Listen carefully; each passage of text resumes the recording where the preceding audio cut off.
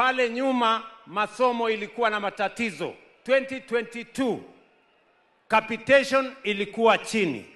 Walimu walikuwa hawatoshi. Pesa ya kusomesha watoto wetu ilikuwa haitoshi. Hata program ya university ilikuwa karibu inasambaratika. Lakini kwa kutambua umuhimu wa vijana, we fixed the education program that was broken. Mimi naona viongozi wengine wanasema mambo mengi, wanajaribu kutupatia lecture ya mambo ya education system. We want to tell them, we are fixing your mess.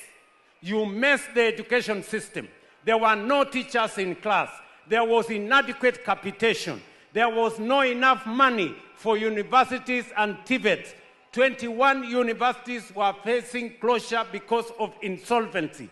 Please, spare us your pontification. Spare us the lectures you are lecturing us. We are simply fixing your mess. Today, we have more money going to capitation. This month, money for capitation was in school before students go to school, because education is important and it is the greatest empowerment we can give to our children. Number 2, we have hired 100,000 teachers to fix the challenge of teacher shortage that you left behind. Number 3, we have added more money for universities and TVETs to fix the problem of insolvency that was there in our universities.